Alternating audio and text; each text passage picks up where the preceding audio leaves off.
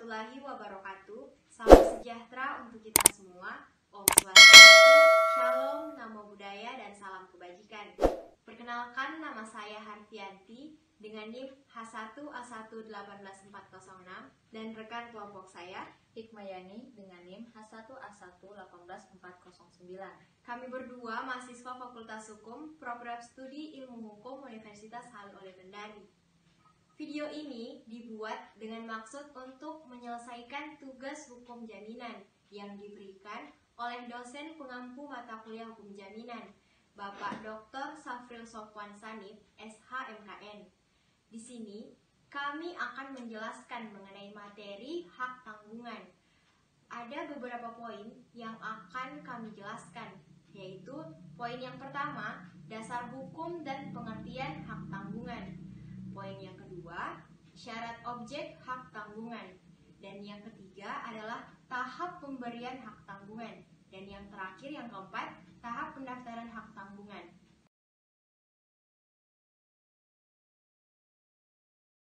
Hak tanggungan adalah hak jaminan atas tanah. Pengaturan mengenai hak tanggungan diatur dalam Undang-Undang Nomor 4 Tahun 1996 tentang hak tanggungan atas tanah, beserta benda-benda yang berkaitan dengan tanah, serta peraturan-peraturan pelaksanaannya.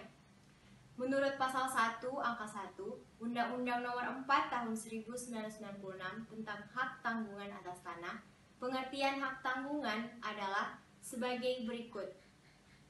Hak tanggungan atas tanah beserta benda-benda yang berkaitan dengan tanah, yang selanjutnya disebut hak tanggungan, adalah hak jaminan yang dibebankan pada hak atas tanah sebagaimana dimaksud dalam Undang-Undang Nomor 5 Tahun 1960 tentang Peraturan Dasar Pokok-Pokok Agraria.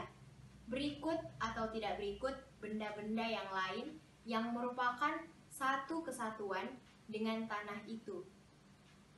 Untuk pelunasan utang tertentu yang memberikan kedudukan yang diutamakan kepada kreditur tertentu terhadap kreditur-kreditur lain.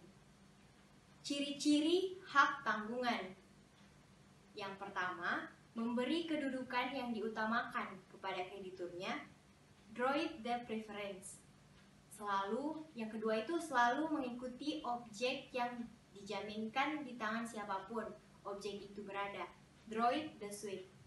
Yang ketiga, memenuhi asas spesialitas dan asas publitas sehingga dapat mengikat pihak ketiga dan memberikan kepastian hukum pada pihak-pihak yang berkepentingan. Yang ketiga, mudah dan pasti pelaksanaannya, eksekusi. Syarat objek hak tanggungan. Yang pertama, mempunyai nilai ekonomis. Maksudnya di sini, objek tersebut harus memiliki nilai ekonomis untuk diberikan hak tanggungan. Yang kedua, dapat dipindah tangankan. Maksudnya, hak tanggungan tersebut dapat dipindah tangankan kepada orang lain. Yang ketiga, terdaftar dalam daftar umum. Maksudnya di sini terdaftar dalam daftar umum oleh lembaga tertentu. Yang keempat, ditunjuk oleh undang-undang, objek tersebut diakui oleh peraturan perundang-undangan.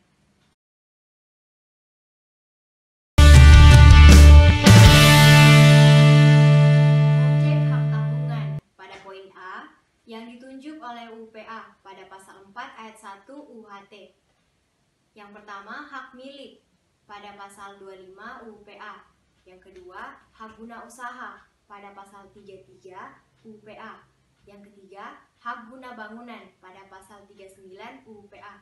Pada poin B, yang ditunjuk oleh UHT pada pasal 4 ayat 2. Yang kedua, hak pakai atas tanah negara yang menurut ketentuan yang berlaku wajib didaftar dan menurut sifatnya dapat dipindah tangankan.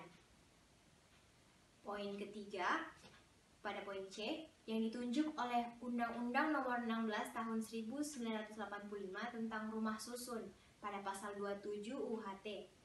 Yang kedua, rumah susun yang berdiri di atas tanah, hak milik, hak guna bangunan, dan hak pakai yang diberikan oleh negara. Selanjutnya, hak milik atas satuan rumah susun atau HMSRS yang bangunannya didirikan di atas tanah hak milik, hak guna bangunan, dan hak pakai yang diberikan oleh negara.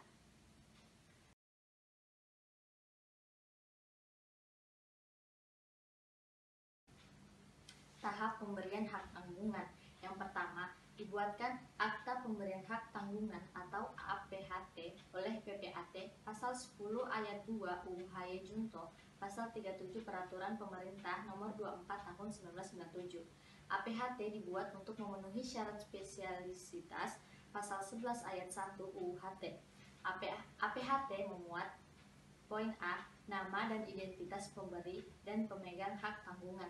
Poin B, domisili para pihak. Poin C, penunjukan secara jelas hutang yang dijamin. Poin D, nilai tanggungan. Poin E, uraian yang jelas mengenai objek hak tanggungan. Prosedur pembuatan APHT yang pertama itu adalah dihadiri oleh pemberi hak tanggungan, kecuali ada SKMHT. Yang kedua, dihadiri oleh penerima hak tanggungan. Yang ketiga, 2 orang saksi. Yang keempat, di hadapan PPAT. PPAT wajib mendaftarkan APHT selambat-lambatnya 7 hari kerja setelah ditandatanganinya APHT.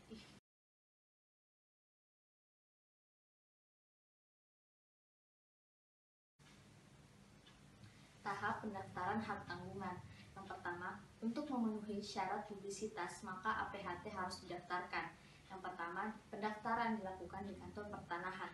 Yang kedua, pejabat pembuat akta tanah atau PPAT dalam waktu 7 hari setelah ditandatanganinya pemberian hak tanggungan wajib mengirimkan akta pemberian hak tanggungan atau APHT dan warkah lainnya kepada kantor pertanahan beserta membawa berkas berupa poin A, surat pengantar dari PPAT yang dibuat 2 rangkap dan memuat daftar jenis surat-surat yang disampaikan.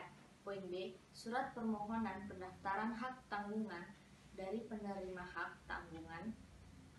Poin C, fotokopi surat identitas pemberi dan pemegang hak tanggungan. Poin D, sertifikasi asli hak atas tanah atau hak atas satuan rumah susun yang menjadi objek hak tanggungan. Poin E, lembar kedua akta pemberian hak tanggungan. Poin F, salinan akta pemberian hak tanggungan yang sudah diparaf oleh PPAT yang bersangkutan untuk disahkan sebagai salinan oleh Kepala Kantor Pertahanan untuk pembuatan sertifikat hak tanggungan dan bukti pelunasan biaya pendaftaran hak tanggungan.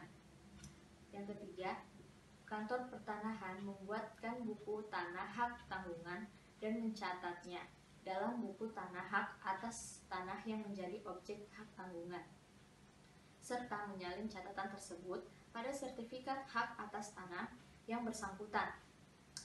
Yang keempat, tanggal buku tanah hak tanggungan adalah tanggal hari ke-7 setelah penerimaan secara lengkap surat-surat yang diperlukan untuk pendaftaran.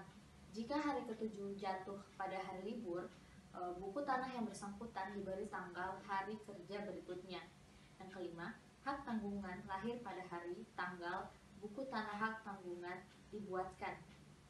Yang keenam, Kantor Pertanahan menerbitkan sertifikat hak tanggungannya yang memuat irah-irah demi keadilan berdasarkan ketuhanan yang Maha Esa, sehingga sertifikat tersebut memiliki kekuatan eksekutorial yang sama dengan putusan pengadilan dan kemudian diserahkan kepada pemegang hak tanggungan.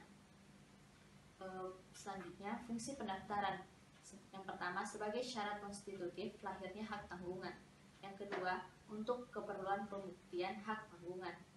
Selanjutnya, secara yuridis, hak tanggungan lahir pada saat dibuatkannya buku tanah hak tanggungan atau tanggal pastinya adalah hari ke-7 setelah penerimaan secara lengkap surat-surat yang diperlukan bagi pendaftarannya. Jika hari ke-7 itu jatuh pada hari libur, maka buku tanah tersebut diberi tanggal hari kerja berikutnya.